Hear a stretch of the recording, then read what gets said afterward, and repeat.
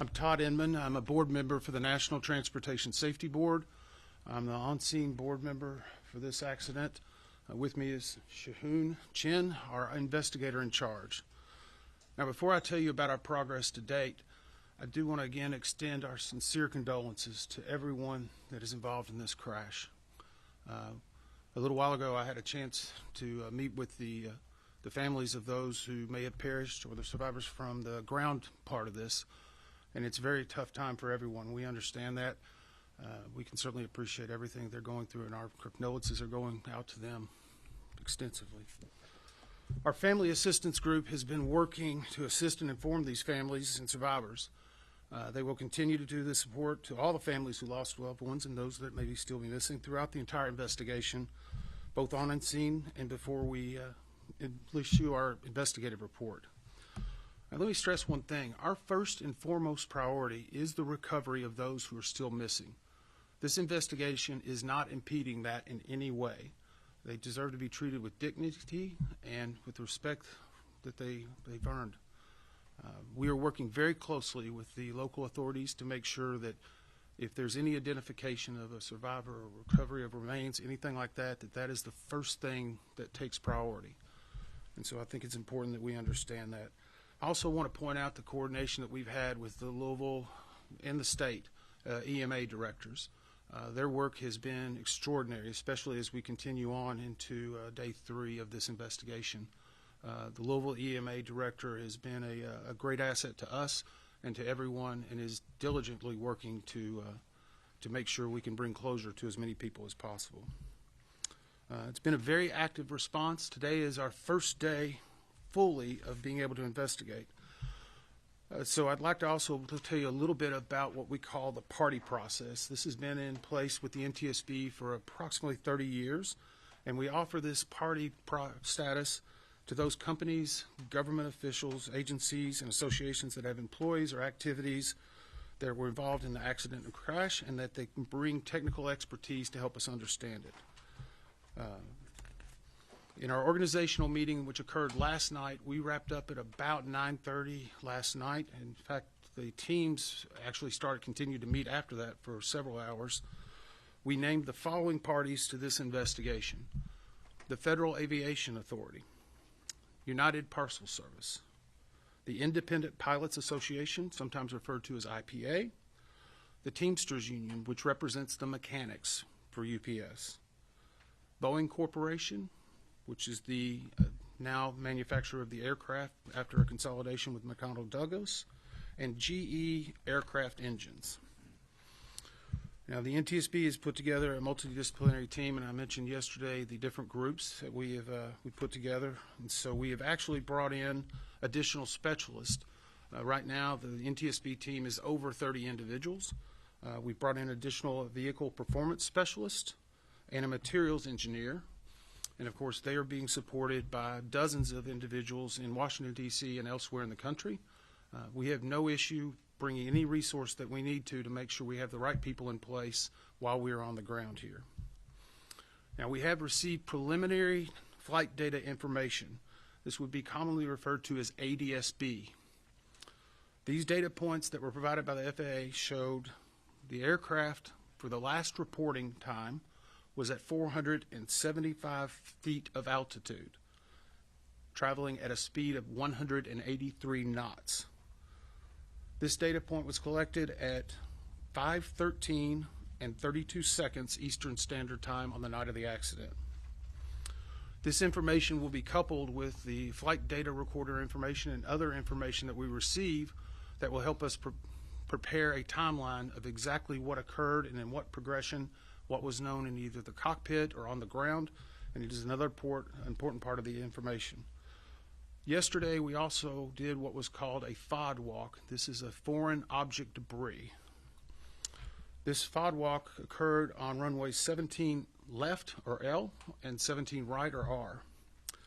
During the FOD walk on 17R, we found multiple pieces of engine fan blades, along with the main component of the engine of the number 1 engine, which is on the left side of the aircraft. We have transferred all of those to a secured location for further examination. and we'll be using that to further analyze any mechanical aspects. And I mentioned yesterday we had recovered the flight data recorder and the cockpit voice recorder, often referred to as the FDR and the CVR. Last night, one of our recorder specialists flew overnight with that recorder, immediately went to the NTSB headquarters where we have a recorder's laboratory, and extracted the data from both the FDR and the CVR. We consider this a good extraction with good data points, which means that we will have even more information to help paint a comprehensive picture. So with that, I'd like to introduce Shahoon, who can give you a few specific pieces of information regarding the flight data recorder.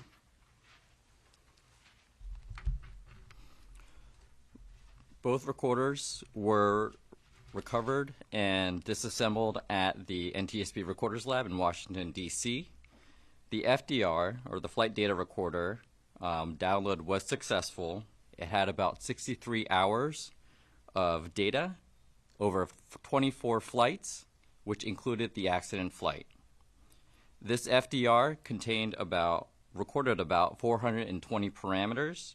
Those parameters included altitude, airspeed, engine information, as well as system statuses for the onboard systems installed.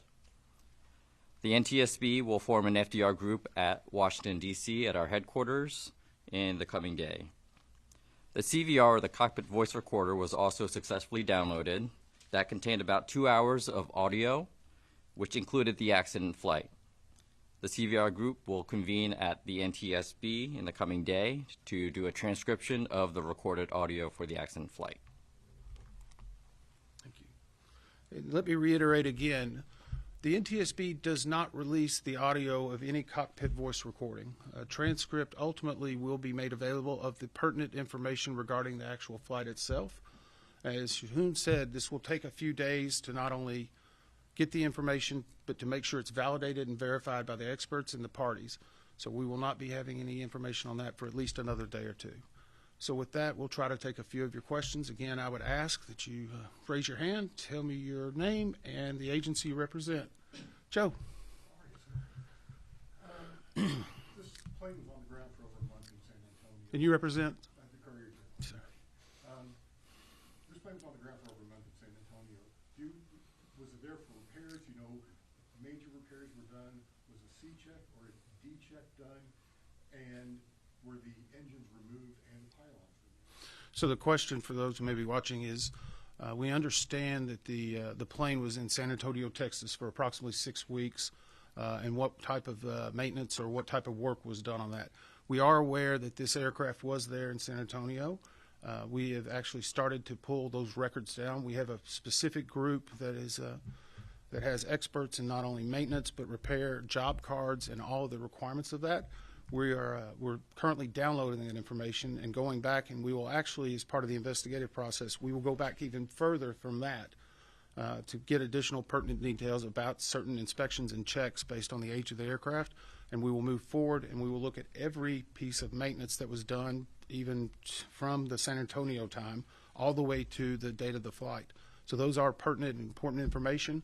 We're aware of it, but it's going to be a laborious process to go through everything, especially whenever you're talking about 6 weeks of being there. We're also pulling CCTV information from the field to be able to understand anything that was being done around the aircraft in the days leading up to it. Yes, ma'am.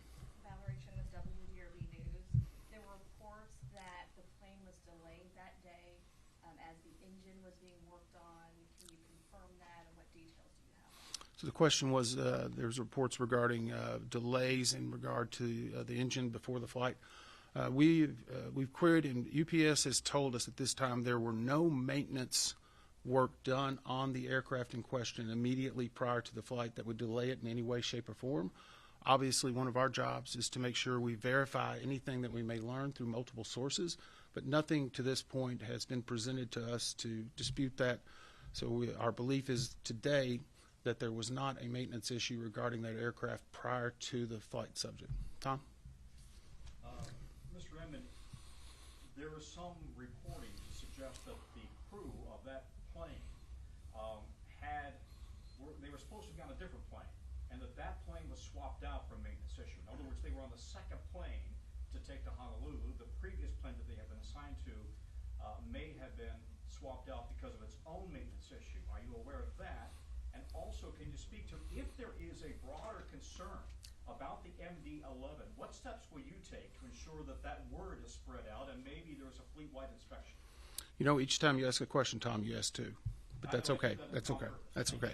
Thank you. The question was in regard to the incident aircraft, and that there's been some reporting or discussion of whether or not it had been swapped out by that crew to take a different plane to on its Honolulu flight. Right now, we've not gotten any specific information on it. The good news is UPS, their flight scheduling, and all of their crews are being very cooperative with us, providing everything we need. So we will go back and look at that history, because whenever a crew is assigned, obviously sometimes that's a last-minute change. But with cargo operations, it doesn't happen very quickly if you have to move a lot of cargo and other things. So the good news is, again, we've got CCTV footage.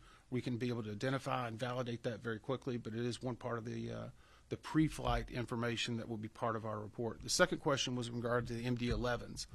And I can say this, you know, every aircraft, based on its age, the number of hours and cycles, has to go through a series of checks that have been tested and verified over many years of this plane flying.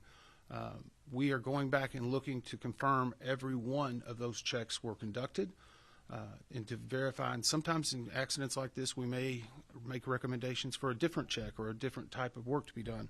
But the most important thing I can stress to you, we have no problem or concern if we find something that is of life safety or that is urgent, of making an urgent recommendation.